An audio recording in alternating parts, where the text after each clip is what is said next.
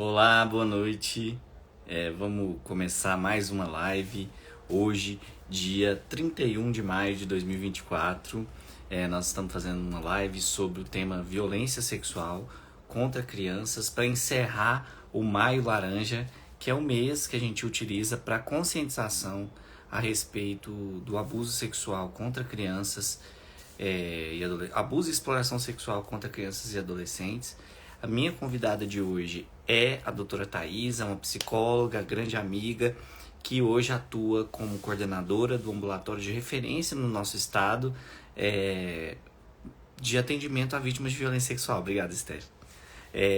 Então vou aguardar ela entrar aqui. Sejam todos e todas muito bem-vindas e bem-vindos, né? Nós vamos começar a falar sobre esse tema. Você pode deixar suas dúvidas aqui no canto direito da tela, tem uma janelinha com ponto de interrogação. É onde a gente vai ler a sua pergunta e tirar as suas dúvidas sobre esse tema, que é um tema sensível, um tema relevante para nós, porque é pouco falado e pouco difundido de informações, certo? Eu vou mandar o convite para a doutora Thaisa aqui. Enquanto ela entra, a gente vai fixando o tema e em breve já começaremos a abordar sobre esse tema. Thaís.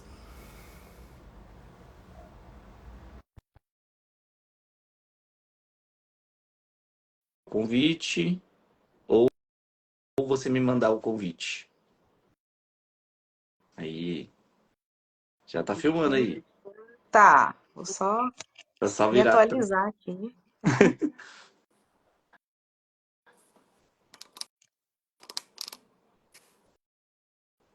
Enquanto você vai centralizando a câmera, eu vou fixar o tema aqui. O tema é Maio Laranja. E aí, deu certo agora. Deixa eu só fixar o tema aqui. Maio Laranja. Conscientização sobre abuso e exploração sexual de crianças e adolescentes. E aí, Thaís, como é que você tá? Tá bem? Acho que seu microfone tá desligado. Oi? Agora sim. Tudo Agora já sim. Que bom te ver, né, é Ronaldo? só assim pra gente se ver, né? Tranquilo aí, sextou bem, feriadão. Pois é, consegui dar uma descansada um pouquinho. Você descansou? Eu tava no plantão, Corri. dei plantão, mas tá tudo bem aqui. Gente, então vou falar um pouco da Thaís. A Thaís é psicóloga, especialista em psicologia hospitalar. Já atuou como conselheira presidente na Comissão de Orientação e Fiscalização do Conselho Regional de Psicologia do Estado de Goiás. É, ou foi coordenadora do Núcleo Goiás? Fui coordenadora. Hoje eu tô em Foi licença. coordenadora, hoje está só coordenando o ambulatório. Foi coordenadora no Núcleo Goiás da Articulação Nacional de Psicólogas Negras e Pesquisadoras. E atua na saúde, já atuou na educação e na segurança pública, certo? Sim, é bem diversa, né? Você vai ver sempre psicólogo falando assim, tô sempre ali, aqui. Atua em diversas frentes. A gente se conheceu no ambulatório de apoio a vítimas de violência sexual do Hospital Estadual da Mulher de Goiás. Aqui, para quem não sabe, aqui em todos os estados existe uma política nacional em que o estado tem que ter uma referência de atendimento às vítimas de violência sexual. No estado de Goiás, essa referência era o antigo Hospital Materno Infantil. Com a criação do ECAD, que é o Hospital Estadual da Criança e do Adolescente, as meninas abaixo de 14 anos e crianças de todos de sexo masculino e feminino são atendidas lá no Hospital Estadual da Criança e do Adolescente, e o Hospital Estadual da Mulher ficou com atendimento de maiores de 14 anos ou meninas que são gestantes em decorrência de violência sexual. E aí ela atuava como psicóloga, né, no atendimento às vítimas, e a gente se conheceu, eu atuei como coordenador por um tempo, e hoje ela atua como coordenadora, está lá à frente do ambulatório. Então, é, foi sempre uma experiência muito rica, assim, as nossas reuniões, a gente tem reuniões semanais, né? E aí eu já percebia que ela tinha outras vivências que eram boas para o ambulatório, e aí eu falei, não, uma hora a gente vai ter que fazer alguma coisa junto, de live, de orientação. Mas pode se apresentar, falar com o pessoal. Acho que você falou muito bem, né? Você abriu esse caminho para que eu pudesse, para que eu pudesse passar. Então, eu acho assim muito importante a gente trilha, explicar, né? Quem veio antes, você construiu, foi construído esse caminho para que eu pudesse estar lá hoje. Eu acho muito importante relembrar isso, deixar bem frisado isso. E eu sou muito feliz em poder, sabe, em dividir esse caminho contigo. Aprendi, nossa, demais. E na psicologia a gente sempre está vendo essa temática, né? Acho que é algo que a gente vai falar daqui a pouco também. Então é bem recorrente aparecer a temática de violência para a gente. No trabalho, acho que no seu trabalho também, como pediatra, como médico, de modo geral, sempre é recorrente também. Na saúde é muito comum. E em todas as outras áreas que eu atuei também. Eu Mas acho é que é, isso. eu acho que é mais recorrente para você do que para o pediatra, né? É importante a gente falar que antes, né, de mim, teve uma coordenadora que foi uma pediatra, que é uma pediatra, né? Mas atualmente não atua mais, que é a doutora Marci, que você não chegou a conhecer, atuando ou chegou? Atuando, né? Eu peguei ela no finalzinho, mas a gente teve uma troca muito interessante. É muito importante a gente relembrar, né, quem veio antes de nós, quem foi abrindo esse caminho, que é realmente uma luta diária, né? É uma luta É, e diária pela garantia de direitos. o ambulatório, eu gosto muito de falar disso. O ambulatório, ele nasceu antes até da política nacional. Então, a política nacional de proteção à pessoa vítima de violência, ela foi escrita, né, e virou lei em 2006, mas o ambulatório existe desde 2001 e é uma iniciativa multiprofissional. Eu gosto de pensar isso, a história do ambulatório, porque ele foi fundado por enfermeiras. Em princípio, os médicos tinham pouco interesse pelo assunto e as vítimas eram atendidas no hospital e ficavam sem uma referência. Onde que essa vítima vai ser atendida? Porque ela não pode ser atendida no ambulatório de ginecologia, ela muitas vezes é criança, é adolescente, e aí viu-se, né, essas duas enfermeiras, uma delas chamava Maria do Rosário e a outra a enfermeira que era gerente de enfermagem, a Luzia Helena, elas criaram um lugar específico e aí vieram assistentes sociais, né? Inclusive uma delas é a Arleide, que atua também no núcleo de vigilância de violência. E aí depois foi se agregando pessoas e a doutora Márcia, nesse tempo, já estudava muito o adolescente, né? Que ela é pediatra, especialista em medicina do adolescente, e ela agregou por serviço. E aí ela viveu os 20 anos aí de política iniciais, né? Então muita coisa mudou e eu fui residente dela. Então, assim, é uma construção e a gente acaba se apaixonando pelo tema e nunca mais consegue sair dali. E você, como que você se interessou por esse tema de violência sexual? A violência em si é muito recorrente, como você falou. Na psicologia, a gente tem muito contato com as violências porque ela está inerente das relações. Então, as nossas construções, as relações interpessoais, muitas vezes elas são permeadas por situações de violência. E na psicologia, a gente acaba tendo esse contato, porque a gente tem situações em que a gente encontra com populações que são marcadas pelo histórico de violência. Então, é muito comum. Desde a minha primeira atuação, no estágio ainda, eu me deparei com situação de violência contra uma criança. Foi isso no meu nono período, foi quando eu precisei fazer minha primeira notificação, que é algo muito importante para nós. Então foi muito desde o início. Sempre que eu estava nos meus atendimentos, na saúde, tanto na saúde quanto na educação foi um lugar muito recorrente, em que foi aparecendo a violência doméstica e a violência sexual, que aparecia de uma maneira muito recorrente entre as crianças atendidas. Então, foi algo que foi aparecendo sempre na minha atuação, e é uma temática que intriga muito a gente, porque a gente anseia por resposta, anseia por tentar resolver, anseia por luta por políticas públicas, então é algo que a gente tem que estar sempre tensionando tanto na nossa atuação, discutindo com os outros profissionais. Então foi algo que eu fui me aproximando. Entrei no hospital não para trabalhar no ambulatório, então aconteceu, veio a calhar, já era Sim. algo que eu trabalhava na minha atuação na educação, então a temática de violência, a conscientização era algo que eu já fazia na minha atuação tanto na educação, trabalhei na segurança pública, então na segurança pública eu trabalhava com outro polo, então eu trabalhava com autores de violência e autores de violência sexual em algumas situações.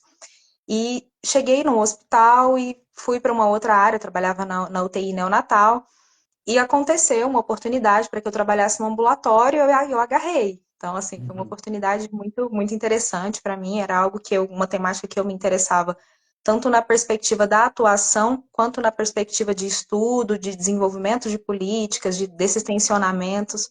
E foi assim que eu fui me apaixonando, conhecendo o ambulatório, trabalhando com a equipe maravilhosa. Então, te conheci lá, né, Ronaldo, Uhum.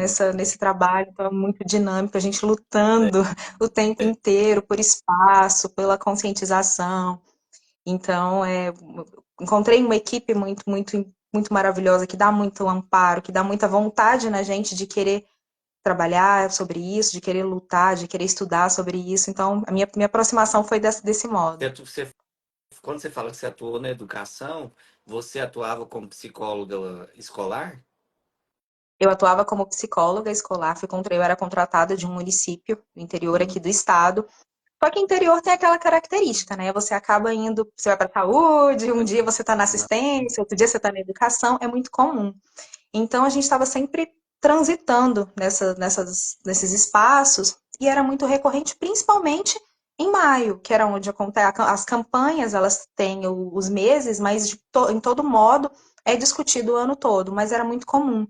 Então nós tínhamos as campanhas de conscientização do Maio Laranja e de repente vinha um boom aí de crianças De identificando denúncias. que sofriam de denúncias, crianças identificando violências, nomeando violências, a partir do trabalho que as escolas faziam, que a assistência social fazia, que é um trabalho muito importante.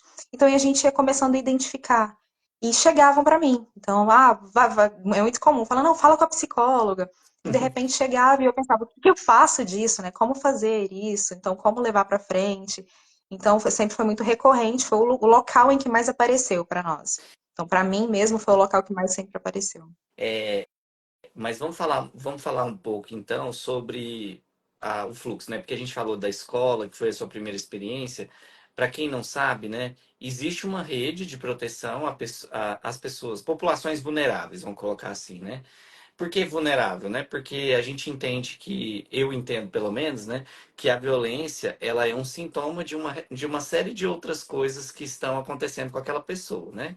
Como você mesmo me disse no resumo que a gente fez, e é uma reflexão que eu faço, você escreveu muito bem.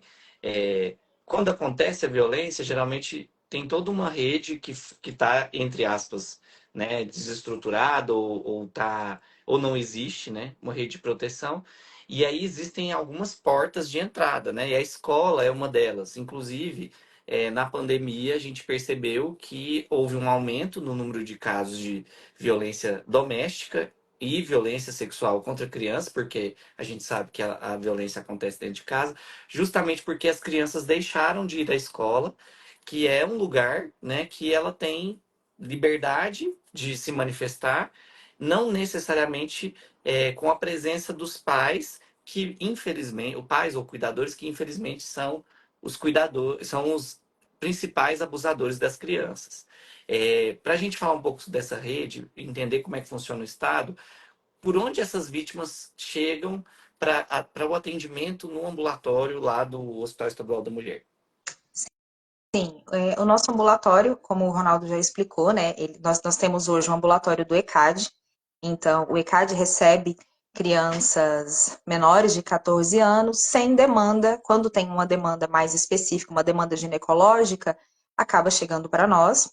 E nós Uhum. recebemos pessoas a partir de 14 anos, de qualquer gênero, identificação de gênero, até sem idade limite. Então, a entrada acontece pelo pronto-socorro do Hospital Estadual da Mulher, é porta aberta. Então, a pessoa pode vir por demanda espontânea. Então, identificou uma violência, precisou, pode ir direto ao hospital, Ou recebe. se percebeu como vítima, né? Então, se é uma mulher adulta, Sim, se percebeu é, como vítima, pode ir não vai ser questionado, não vai ser exigido boletim de ocorrência. Por que eu tô falando isso? O maior público aqui do meu Instagram são mulheres, mães, né, de crianças e interagem com o meu conteúdo para receber orientação. E a gente sabe que o sexo de prevalência nas vítimas de violência sexual é o sexo feminino. Então, se alguma mulher que está aqui vendo essa live gravada ou ao vivo e se percebe como vítima depois do que a gente vai falar aqui, ela pode ir procurar atendimento lá no Hospital Estadual da Mulher, que é o antigo materno infantil de Goiânia, e não precisa ser encaminhada por nada. Mas acontece, né, Thaís, dessas mulheres ou meninas, ou até crianças, no caso de meninos que vão para o ECAD, serem encaminhados de creches, encaminhados do IML, né? Pode falar, você ia falar. Não existe um órgão específico para poder encaminhar, é porta aberta. Aí o que que acontece? As vias acontecem normalmente por delegacias, IML, algumas ONGs. Então tem crianças, pessoas que são atendidas por algumas ONGs em que eles identificam e encaminham para nós, casas de acolhida. Então são vários os locais em que esse acesso pode acontecer. Então nós não temos um acesso específico e nem a cobrança de que haja um acesso específico. Então, o Ronaldo colocou muito bem isso. Nós não exigimos boletim de ocorrência para pessoas adultas, isso é um direito da pessoa não precisar fazer um boletim de ocorrência. A gente orienta a importância da denúncia, a importância de ter um processo, né, em relação a isso, pela delegacia, pela justiça, mas não é obrigatório. Então, existe uma situação para menores, que é uma exigência do ECA, né? Uhum. Que, que determina que nós temos que fazer a comunicação. Então, nesse caso de crianças, a gente precisa comunicar aos órgãos de segurança, aos órgãos competentes, que geralmente é o conselho tutelar. Então, no caso de crianças e adolescentes, exige essa necessidade de que a gente comunique. Então, acaba sendo feito um boletim de ocorrência, mas a gente orienta que isso seja da forma menos danosa possível. A gente orienta, inclusive, chega com menor dano, né? Que não exponha também a pessoa, a criança, a família, né? Porque, infelizmente, é a próxima pergunta que eu vou fazer. A gente sabe que o perfil desse abuso, né? Então, vamos para a próxima questão. Você percebe, você pode falar um pouco de como que é o perfil da violência, do, do que acontece, do fato. Ele é diferente, por exemplo, uma violência que acontece contra uma mulher adulta, é diferente da violência que acontece contra uma menina, uma adolescente, que é o público lá do ambulatório. O que você pode trazer da sua experiência sobre isso? Tanto da minha experiência quanto que a gente tem pelas produções da OMS, então a gente tem pesquisas produzidas pela Fiocruz, inclusive, que traçam esse perfil da violência, como acontece, por isso que é importante a notificação, que eu devo falar já já, para a gente conversar um pouquinho sobre isso, a importância de notificar. Mas assim, traçando esse perfil, é muito recorrente para nós perceber, a gente percebe que crianças e adolescentes, o perfil da violência, ele é bem recorrente, a violência crônica, que são episódios que acontecem de maneira recorrente, que vão acontecendo ao longo do tempo, e que é muito comum que seja perpetrado por pessoas da família. Então, ou da família, ou amigos próximos, tem muito essa característica, que é algo que chega para a gente de maneira recorrente no ambulatório. Então, em crianças e adolescentes é muito comum, não que não haja uma violência aguda, que é aquela violência pontual, mas é muito comum a Mas, violência tá. crônica. E ela acontece de uma maneira muito escalonada.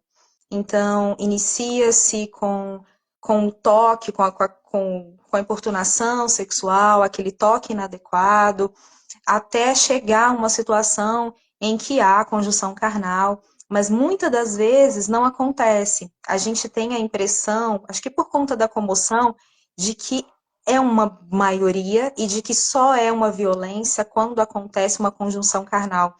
E a gente acaba não ficando atento aos sinais das violências, dos outros tipos de violência. Sutis. Até é importante a gente falar que houve uma alteração no Código Penal, não é tão recente, é até antiga. Quando eu estava na faculdade, eu sou jovem, é, que- acho que é de 2006, se eu não me engano, que o abuso, a violência sexual, não necessariamente precisa de haver conjunção carnal. Então, o estupro, né? Que é essa palavra que é até ruim a gente ficar falando, porque pode ser que o Instagram entenda de forma diferente, né? Que a gente está veiculando algum material de incentivo a esse tipo de prática, mas só para vocês entenderem, no Código Penal brasileiro, antigamente, para ser considerado esse ato que eu disse, precisava ter conjunção carnal.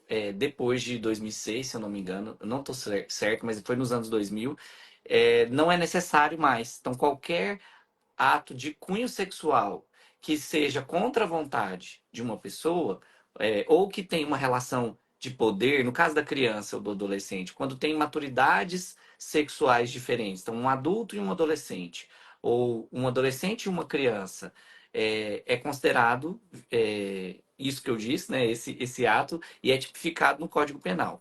Mas a gente não está aqui para falar de lei, nós estamos falando da sua experiência. Então, nas crianças, é muito comum que esses atos aconteçam sem que o ato sexual, como dois adultos têm, aconteça. Até mesmo porque, e eu gosto de falar uma coisa que a doutora Marci me ensinou, a gente tem que fazer o exercício mental de questões físicas mesmo, né? O órgão genital de uma criança é incompatível com o órgão genital de um adulto. E quando esses dois órgãos tiverem uma relação sexual, vai ser uma coisa que vai gerar muito trauma físico. Então, um abusador, né, ele não vai se deixar ser pego nessa situação, a não ser que ele esteja assim muito descompensado, enfim.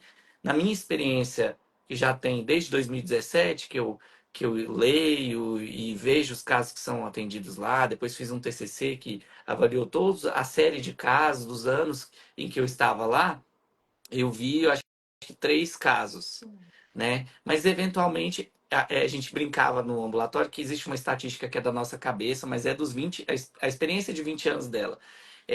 Que acontecia isso pelo menos uma ou duas vezes no ano, que era aquele ataque sexual em que tinha trauma físico com sangramento muito evidente. O que é mais comum é o que você disse, né?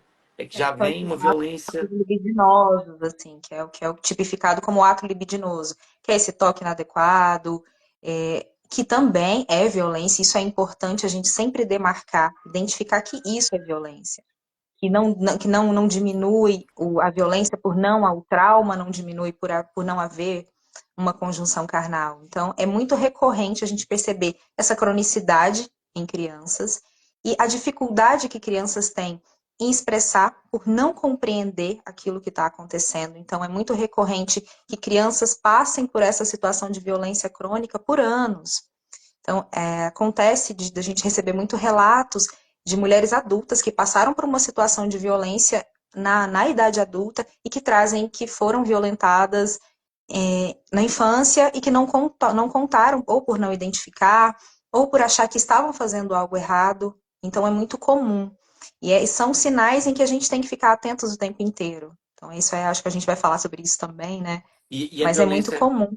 E como é que as mulheres adultas, o que é mais comum que você percebe lá? Como é que é o tipo de violência, o jeito, como acontece a violência das mulheres adultas?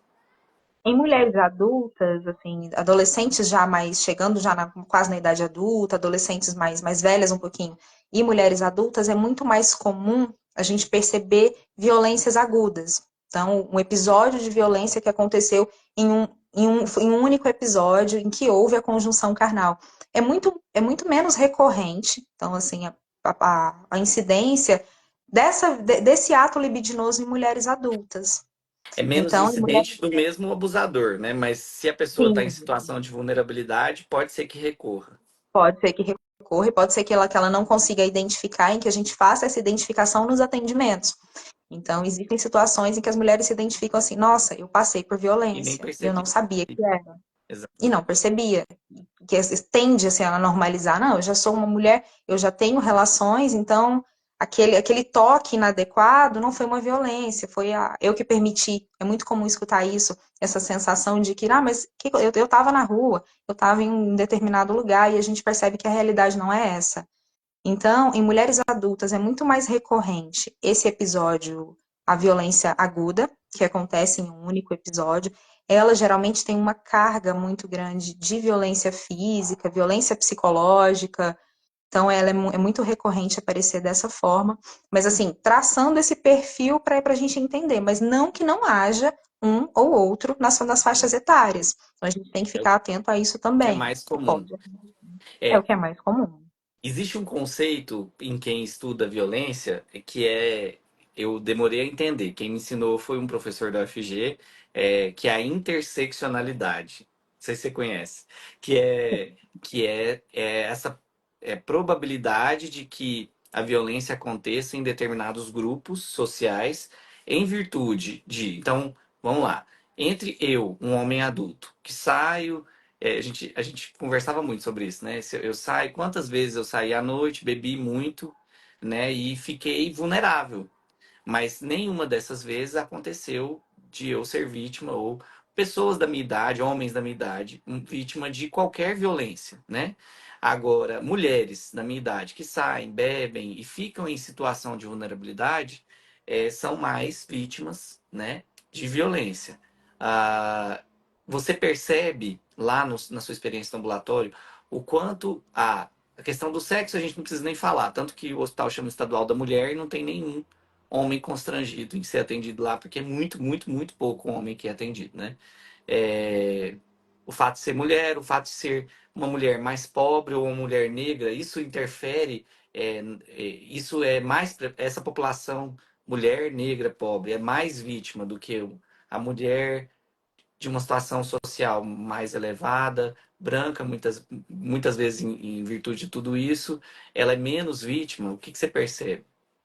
Sim, esse conceito de interseccionalidade, ele tem que ser muito tensionado o tempo inteiro. Ele é um conceito, foi cunhado, né, pela Kimberly Crenshaw, ela traz essa perspectiva de que raça, classe e gênero, eles não são escalonados, mas eles estão o tempo todo interligados. O que significa isso quando a gente pensa a perspectiva de violência? Então a gente tem que entender que a nossa estrutura, a gente tem que pensar raça, classe e gênero o tempo inteiro. Isso não significa que determinadas populações não sofram violência por não estarem nesse escopo. Mas significa que a incidência vai ser maior em algumas pessoas, vai ser mais demarcado em algumas pessoas. Então, vamos pensando no nosso público, pensando no público das perspectivas de violência, é muito mais recorrente que apareçam mulheres, mulheres cis e trans, a gente tem que discutir também essa perspectiva. Então, mulheres negras periféricas, mulheres negras de classes sociais mais baixas, é muito importante. Só que como é que a gente entende isso? Por que não é só trazer essa perspectiva de falar, é isso. Vamos entender estruturalmente mesmo, vamos entender na Eu nossa gostei muito que realidade. você fez esse exemplo. Pra você entender o exemplo do porquê. Porque, assim, às vezes a gente fica falando e as pessoas acham que a gente está politizando a questão, ou Falando, né? querendo colocar, ou militando no sentido de. E não é isso. É primeira coisa, né? A doutora Thais está lá na vivência, está atendendo pessoas e vendo essas pessoas. Eu estive e eu via essas pessoas. Então, eu já atendi criança, na época que atendia criança, né? Eu já atendi criança que veio da Unimed, né? Que veio lá encaminhado, porque assim, é o melhor lugar para a vítima ser atendida. Então, era uma pessoa de nível social alto, que tinha um plano de saúde, que veio e era branca, né? Mas isso foi um caso que eu me lembro, desde 2017. Agora, provavelmente tiveram outros, mas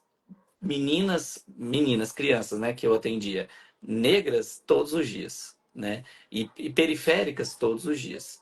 Então não é porque era o SUS, não. Eu tenho um outro viés também que é da denúncia, né, que a criança muitas vezes não consegue falar e as famílias às vezes abafam, né, e é por isso até que eu estou trazendo esse tema aqui, mas eu gostaria que você fizesse o exemplo que você fez da mulher. Quando a gente pensa, eu trouxe esse exemplo para a gente pensar na perspectiva das nossas realidades. Então, nós temos, por exemplo, uma mãe, uma mulher negra periférica, que mora num bairro de periferia, que eu vou colocar que mora num bairro de periferia, no bairro Independência, que é um bairro que eu residi, um bairro que eu resido, que é uma periferia.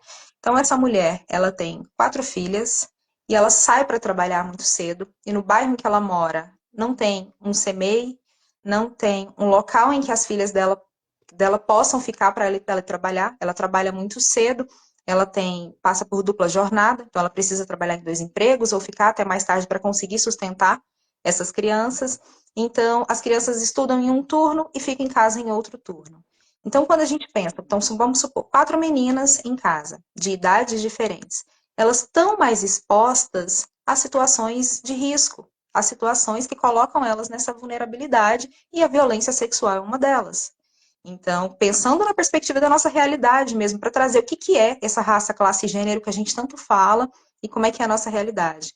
Aí, uma dessas crianças passam por uma situação de violência dessa porque não tem um aparato no bairro, não tem um contraturno da escola, não tem um CMEI em que ela possa ficar, o CMEI mais próximo é bem distante, e a mãe não pode se deslocar novamente do bairro para buscar as filhas, uma estuda em outra escola que não é perto uma da outra, então esse deslocamento acaba gerando essa situação. De Então essas crianças vulnerabilidade. ficam de vulnerabilidade e expostas ao risco da violência sexual.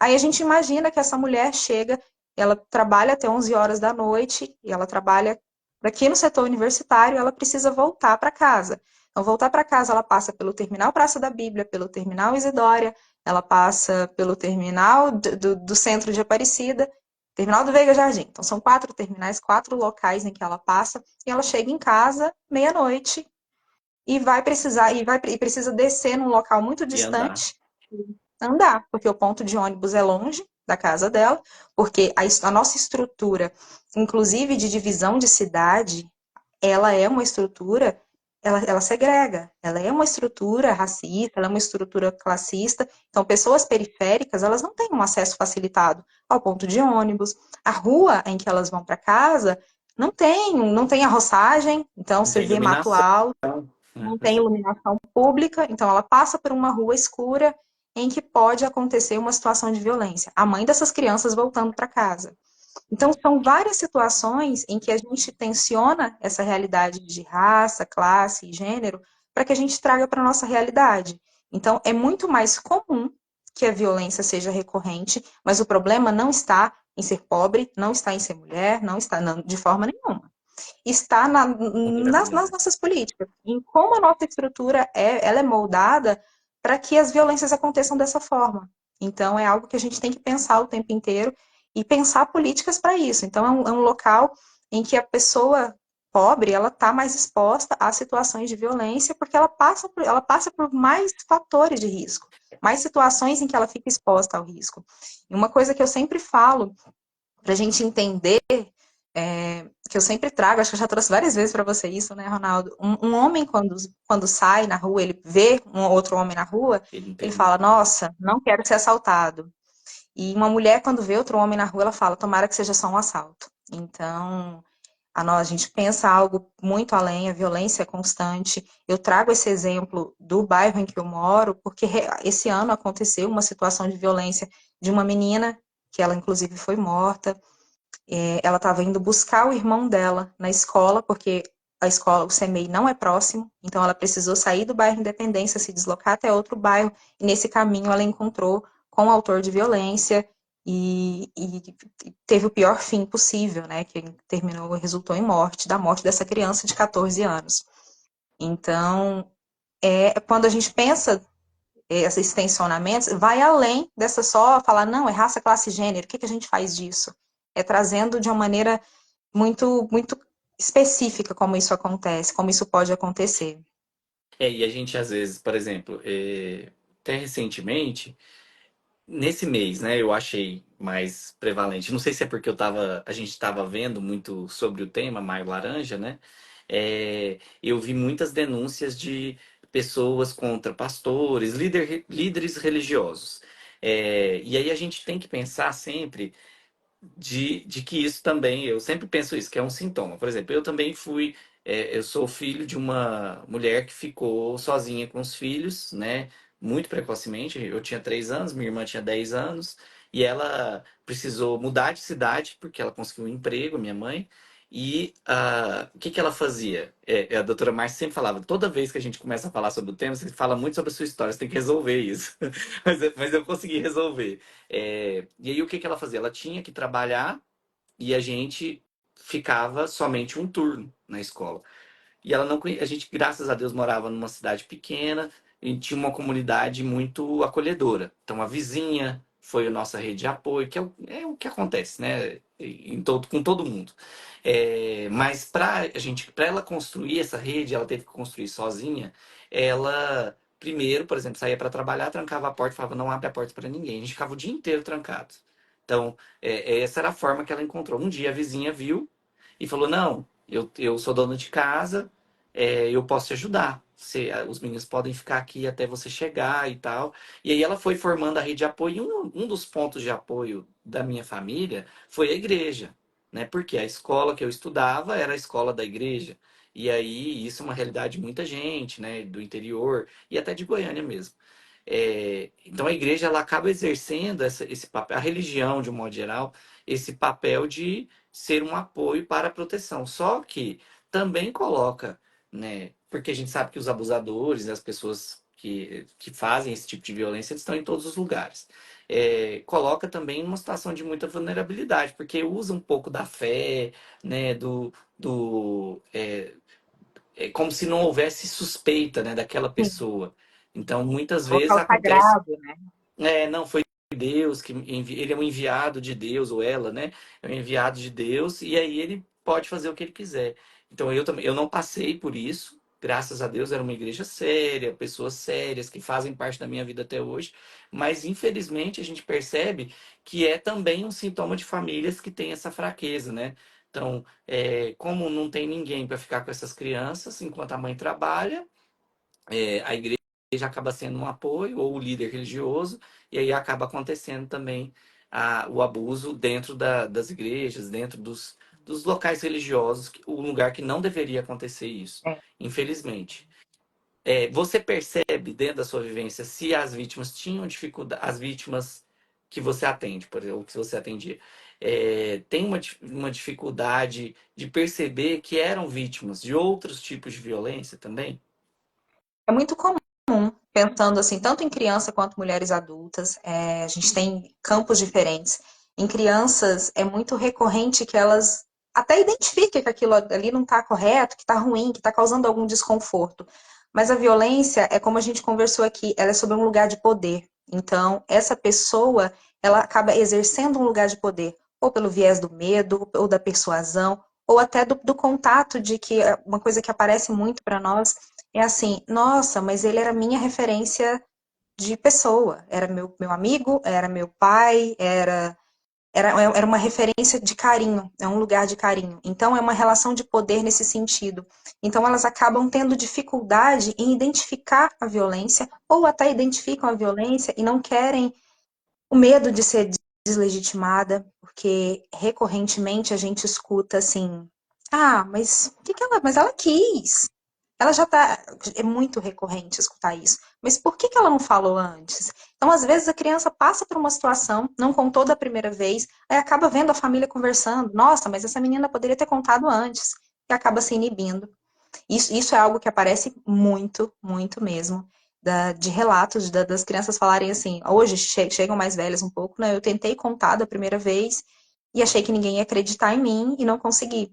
A gente Então, são atendeu vários um fatores. caso muito emblemático que a gente atendeu, não sei se você vai lembrar, porque foram muitos, em que a vítima era uma adolescente e ela disse algumas vezes para a mãe que era vítima e a mãe desacreditou, né? Até que ela não conseguiu mais.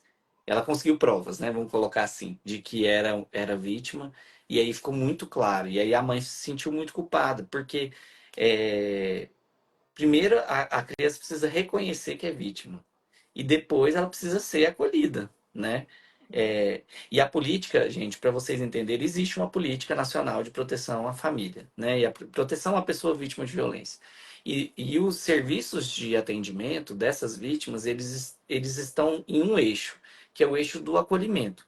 Então, ninguém está lá no ambulatório para julgar, né? A gente tá lá para garantir direitos, né? É a frase que a gente sempre fala. Então, o primeiro direito daquela criança, ou daquela adolescente, ou daquela mulher é de ser ouvida e de ser acolhida. Nós não estamos ali para duvidar do que aconteceu, para duvidar que ou para achar que ela provocou, que ela mesma se colocou nessa situação. Ninguém está lá para fazer isso. A gente está ali para atender e dar modos de ela, né, conseguir sair, né, ou Enfrentar, é elaborar. um processo de enfrentamento às violências mesmo, né? Exatamente. Pode falar. Cristiano. Algo que eu sempre trago nos meus atendimentos, é porque aparece um componente de culpa muito grande. Tanto de mães de crianças menores que não conseguem verbalizar essa culpa, quanto de pessoas maiores que sentem assim, mas será que eu não fiz algo errado? Será que não fui eu? Então, eu sempre trago a perspectiva de todos os meus atendimentos. Então, é algo que eu falo, todas as minhas pacientes escutam isso, que eu falo, vamos pensar a nossa realidade. Eu trabalho aqui, dou o tempo que eu trabalho, dou a quantidade média de atendimentos que eu faço e trago o exemplo. Então, nós tivemos, por exemplo, no ano passado, quase 4.000 atendimentos realizados, né, pelo ambulatório. Então, são histórias diferentes de pessoas que estavam dentro de casa, na academia, na escola. Isso é para a gente quebrar essa perspectiva de que, não, mas foi porque ela quis. Ela estava com aquela roupa. Então, nós já atendemos bebês e Ela saiu sozinha. Então ela ela se bebeu, ela saiu colocou, sozinha. ou ela bebeu demais, né? Que a gente Sim. sabe que acontece isso, né? Tem um filme, que eu não sei se você assistiu, que eu brincava pra vocês assistirem, que é aquele em que uma mulher. Na verdade, uma comédia meio sarcástica de uma situação muito delicada, né? Que eu esqueci o nome agora, vou me lembrar. Que uma mulher. Uma menina é vítima de violência numa calorada, né, dos colegas de faculdade, e aí ela entra num estado depressivo muito grave, ela comete suicídio. E aí a amiga quer vingá-la, né? Então ela faz um plano, assim, um projeto dela lá, e aí o enredo, pra gente que atua nessa área, é interessante porque ela brinca com a questão do gênero, né? Ela finge que está bêbada para o homem achar que ela está vulnerável, e aí ela vai e se coloca numa situação de quase ser vítima de violência, e depois ela se vinga, né? Não é uma coisa que é aconselhável e tal, porque ela se coloca numa condição de muita vulnerabilidade mesmo, e acaba combatendo violência com violência, o que não é uma coisa legal, né? Que a gente sabe que violência só gera mais violência ainda, mas naquele filme dá para fazer uma reflexão muito forte do que do lugar da mulher, né? Primeiro, eu não sou mulher, mas enfim, se a gente pensar que um homem tem muito mais liberdade de fazer e de transitar em diversos ambientes, com diversas roupas que ele quiser, sem roupa até, e alcoolizado ou não, e não necessariamente ser vítima de nenhuma violência, nem física, uma mulher não tem essa liberdade, né? Além do mais, tem até mesmo o viés de a mulher sempre é vista como uma pessoa, né, que está ali para servir. Então, até mesmo dentro do casamento pode acontecer essas violências e devem ser reconhecidas como violência para que a gente entenda o resto, né? Por exemplo, uma família que eu percebi muito nos atendimentos de criança. Quando a vítima é a criança, um adolescente, é muito comum a gente ouvir da mãe, porque a gente entrevistava em momentos diferentes. Primeiro a gente entrevistava a criança, depois a gente entrevistava a mãe, e depois a gente entrevistava ou fazia o exame físico as duas juntas. E é muito comum ouvir que a mãe também foi vítima de violência. E aí, não necessariamente no casamento, né, que ela estava, mas foi vítima no passado. Então, é muito um ciclo que se repete, porque a gente ensina os nossos filhos de diversas formas, né? Então, o modo como essa mãe é tratada por esse parceiro, e essa criança vendo tudo isso e achando isso normal. Então tem vários vieses que a gente aborda também, né? A cultura de posse, a gente tem uma cultura de posse, não, ela é minha mulher. Então a gente tem muito isso. É aquela cultura de, não, segura as suas. Tem sempre, nunca lembro essa frase. Segura as suas, meu cabrito tá solto, uma coisa assim. Falando da perspectiva de que não, eu tenho um filho homem, ele pode pegar. Vocês que têm filhas, Se meninas, vocês que segurem as suas proteja. meninas. É. E a perspectiva não é essa. Então, eu sempre nesses atendimentos eu trago a característica do que acontece. Então, eu falo, é um ambulatório que funciona há 24 anos, que atende pessoas em qualquer situação, pessoas que estavam em qualquer situação. Eu já atendi pessoas que nunca beberam na vida, eu atendo pessoas que bebem todos os dias. Já atendi crianças de 2 anos, já atendi pessoas de 94. Já atendi pessoas que estavam completamente vestidas e pessoas que estavam completamente sem roupa. Então nada justifica. Porque se o problema estivesse, não, o problema é a roupa, então nenhuma mulher veste determinada roupa e não Bom, acontece. E a realidade resolvido. não é. Não É, é? então, assim, nenhuma mulher bebe e não vai acontecer. E a realidade não é essa. Então a realidade a gente tem pessoas que estavam bebendo única e exclusivamente água, pessoas que estavam bebendo suco, pessoas que estavam bebendo uma garrafa de uísque e não é um problema. Pessoas O que problema estavam não em está casa dormindo e foram atacadas, né? Já as teve. meninas foram atacadas. Então, eu sempre trago essa perspectiva para a gente conseguir minorar essa culpa. É um processo, ela não acontece de uma maneira rápida, e às vezes a gente tem alguns problemas com os outros serviços.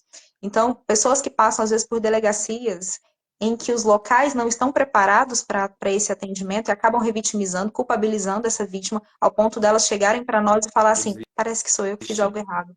É. Eu achei que eu iria sair presa dali. Então, isso é E muito aí, doloroso escutar. Então, eu também fico muito, assim, muito triste com isso, porque isso é mobilizada. muito comum, eu fico muito mobilizado.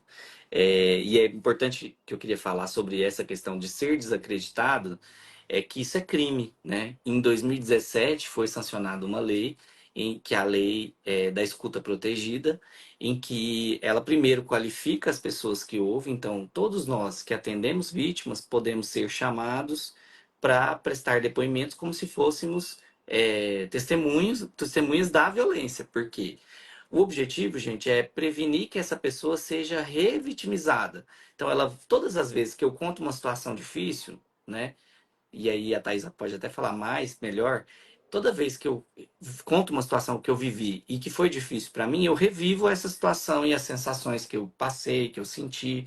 Então, isso pode gerar repercussões no meu corpo, organicamente falando e psicologicamente falando. Então, o objetivo é proteger essa vítima para que ela não tenha que ficar revivendo isso várias vezes. E quando um órgão, uma instituição, desacredita, simplesmente porque não faz sentido, né? Então, assim, eu apanhei do meu marido. Aí a pessoa chega e fala, né? E aí a pessoa que está lá registrando, mas você está casada há quanto tempo? Você apanhou só agora? E isso já é revitimização, isso já é. Porque qual é o objetivo dessa pergunta, né? Então, isso já é tipificado como crime, antigamente não era, né? Não tinha como a gente nomear isso como crime. Então, se você que está vendo essa live tentou denunciar algum tipo de violência e foi desacreditado por qualquer instituição, você pode fazer uma denúncia porque você sofreu outra violência, né? Uma violência institucional. Então, todo o nosso trabalho lá no EMU era de proteger essa vítima para que ela não sofresse nenhum constrangimento, né? Assim, de ser constrangido. Por exemplo, quando a mulher ou a menina chega para atendimento no EMU, né? Ela passa por uma triagem. Se ela já fala que ela foi vítima de violência, ninguém vai perguntar mais nada. Ninguém vai constranger ela, ninguém vai fazer um interrogatório, porque pensa, se a enfermeira da triagem faz, o médico da emergência faz, vai ficar sendo revitimizada várias vezes, né? E a perspectiva da escuta especializada, então, quem está na saúde, na educação, que está no atendimento há pessoas que chegam com relatos de violência, ele é um agente de escuta especializado. O que significa isso?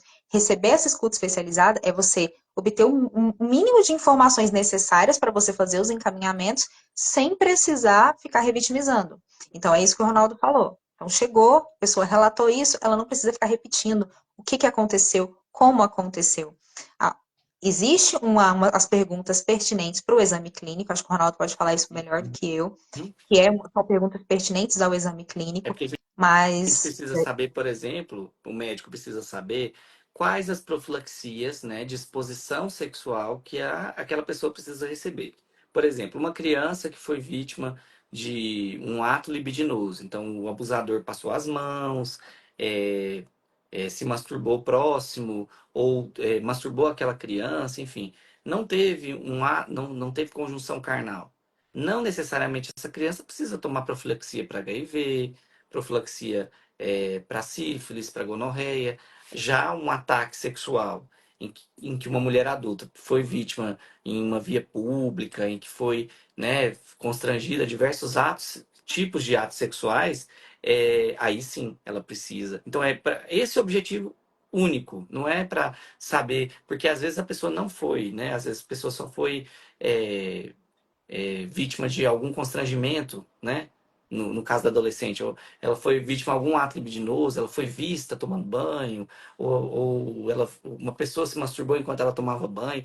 E aí a gente precisa saber somente para determinar qual é o tipo de tratamento que ela precisa, mas não necessariamente precisamos questionar o que que ela fez, o que que ela deixou de fazer, nada disso.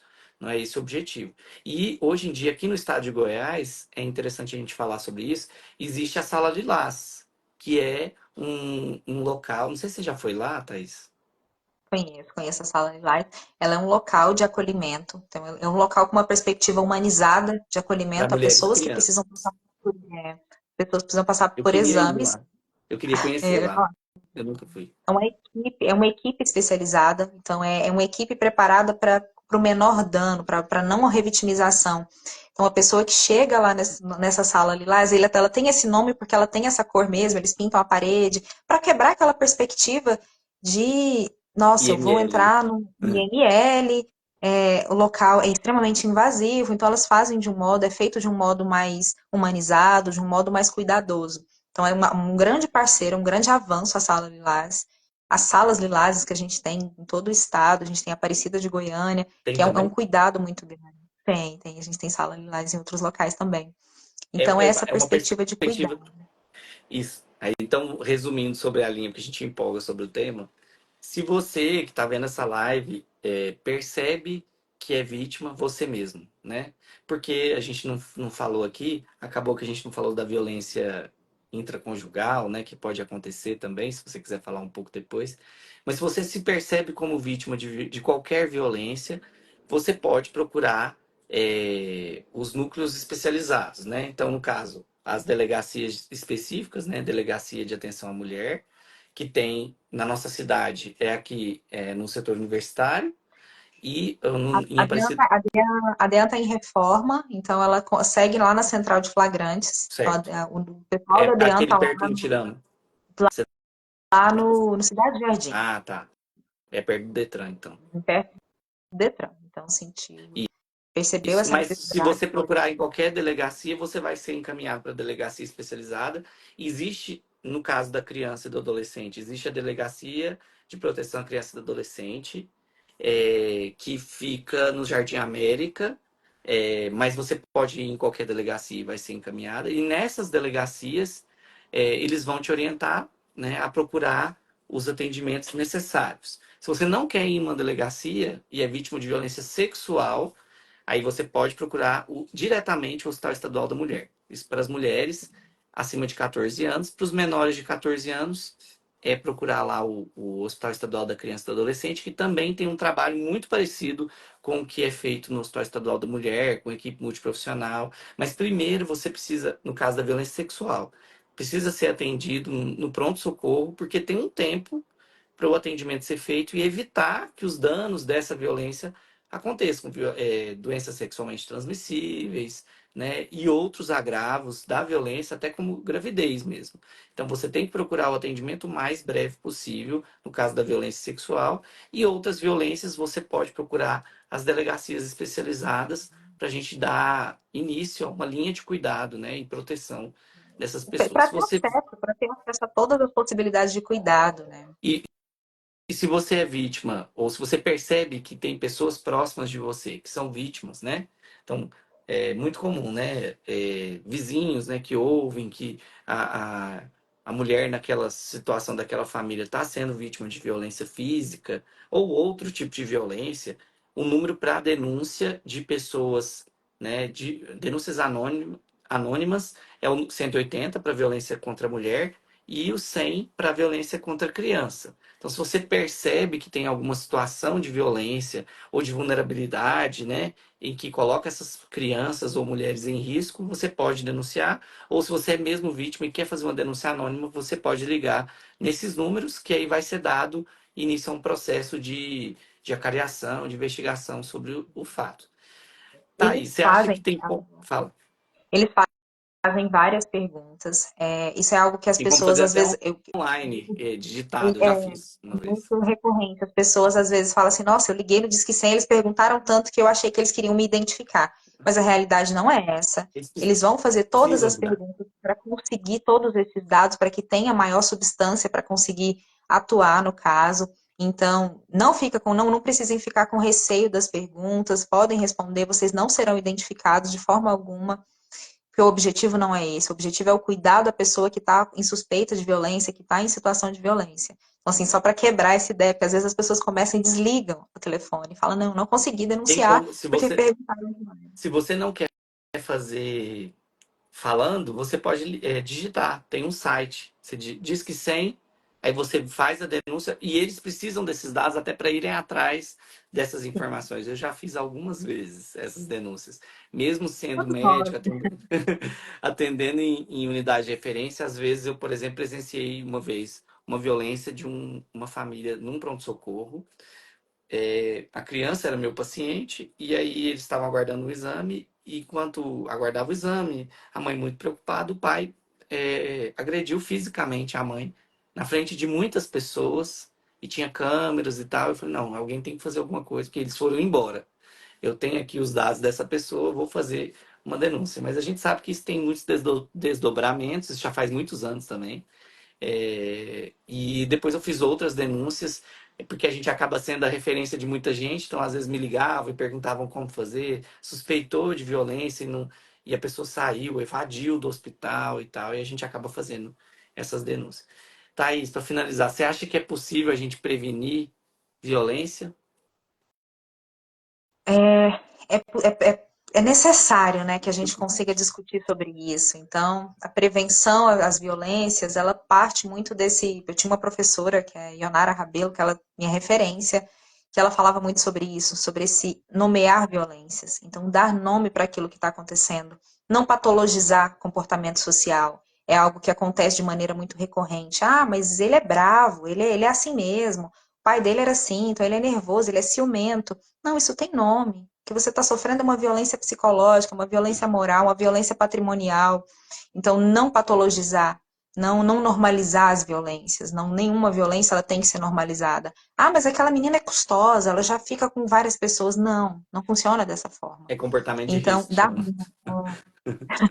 dar nome às violências, identificar essas violências, participar de campanhas, tentar entender, a escola do seu filho está tendo alguma campanha sobre o Maio Laranja, está tendo alguma campanha sobre conscientização do corpo, não no sentido, então, tiveram algumas dificuldades, a gente teve algumas dificuldades em alguns momentos com uma ideia errada do que seria educação sexual nas escolas, mas isso é temática para várias lives aqui, né? Mas a gente entender que isso é identificar, não, o que, que é meu, o que é privado, a partir de que momento eu estou sendo invadida, a partir de que momento isso se torna uma violência. Então, a parte de conscientização e da nossa cobrança por políticas públicas mesmo. Isso é algo muito importante. Eu acho que nós temos alguns colegas profissionais aqui, eu fui identificando, né, físio, média, fui vendo aqui a importância de nós que estamos na atuação em saúde, na atuação em diversas áreas do cuidado, da assistência, desse cuidado integral, de notificar. O que significa notificar essas violências? Então, todos nós, profissionais da saúde, então eu vou falar a partir do profissional da saúde, nós somos obrigados a notificar. Então, se eu sou uma psicóloga, não, eu não atendo no hospital, mas eu atendo só na minha clínica, e é clínica particular, houve uma suspeita de violência, eu tenho que notificar. Inclusive, nós temos uma nota técnica, falando da perspectiva da psicologia, nós temos uma nota técnica que explica que a nossa notificação ela é compulsória. Então você está na Médico sua também. clínica. Sim, você está na sua clínica. Aconteceu uma suspeita ou identificação de violência, fazer a notificação e comunicar o caso. Não, isso não necessariamente precisa, não, eu vou falar, vou chamar a polícia aqui. Não, diz que sim, você pode se resguardar, é um direito seu fazer a notificação dessa forma. Mas a notificação compulsória, ela é algo que é obrigatório a todos esses profissionais, ela tem que ser entregue em até 24 horas. Então, houve a suspeita, entra no site do Sinan, no portal do Sinan, que é essas notificações de agravo. Houve a suspeita, preenche a notificação, encaminha, leva a notificação pro, ou para vigilância epidemiológica, tem alguns interiores que eles recebem na unidade de saúde básica. Porque que isso significa? A nossa política de Estado, o nosso governo precisa entender quais as violências mais recorrentes, onde elas acontecem. Se a gente não dá nome, não é um problema. Então, esse problema não existe.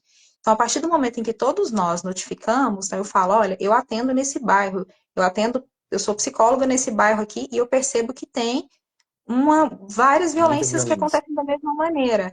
Então, eu encaminho essas notificações que elas dão embasamento para o desenvolvimento de políticas públicas.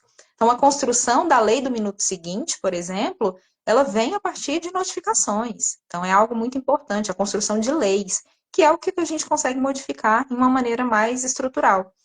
E cuidado, conversar, isso aí é algo não só da psicologia, prevenir as violências parte de uma maneira mais micro mesmo, de discutir isso nas famílias, não normalizar alguns comportamentos, então toques, essas brincadeiras de toque, elas têm que ser repensadas mesmo. Então, essa cultura de, deixa eu pegar aqui, isso pode gerar uma confusão, que pode expor uma criança a uma situação de violência em que ela não identifique. Então, tudo isso tem que ser identificado, tem que ser conversado com as famílias, para que a gente consiga mudar esse comportamento. Então, a nossa cultura, ela tem que ir mudando, ela vai mudando com o tempo. Então, isso não significa que a gente vai abandonar o afeto daquela avó que brincava daquele jeito conosco, mas é que a nossa sociedade se modificou. E isso pode gerar alguma situação que pode colocar uma criança em risco. Isso não significa perder a ligação com a ancestralidade, com o cuidado, com o familiar que fazia uma brincadeira parecida com essa. Não, não é dessa forma. Mas é para a gente conseguir identificar e tentar prevenir as violências, é nessa perspectiva. Ótimo. Muito obrigado, Thaís, pelo seu tempo. Vamos fazer mais lives, Sim, conversar mais sobre esse tema. vários Um abraço. assuntos aqui, né? Que discutiu nessa live, que é importante falar aqui. Agradeço muito o convite, fico sempre à disposição. Qualquer dúvida, vocês podem procurar o Hospital Estadual da Mulher, procurem um ambulatório. Então, é porta aberta o pronto-socorro, procurem as delegacias, tentem identificar, me coloco à disposição para que, caso vocês queiram tirar dúvidas sobre o acesso, tem o meu Instagram aí, pode conversar comigo, que eu encaminho, oriento sobre isso. E é isso. Muito obrigada, Ronaldo. Muito bom Isso. te ver, muito bom fazer parte de segurar sua mão nesse momento, né? Que é muito importante para mim. E saber Muito que obrigado. estou seguindo seus passos aqui, né? Manda um abraço para todo mundo. Em breve eu apareço lá para a gente conversar Por mais. favor. Obrigada, Tchau. Vai gente. Boa ficar noite. Tchau, gravada essa tchau. live e a gente pode encaminhar. Você pode encaminhar para quem você quiser. Um Ok. abraço. Obrigada. Abraço.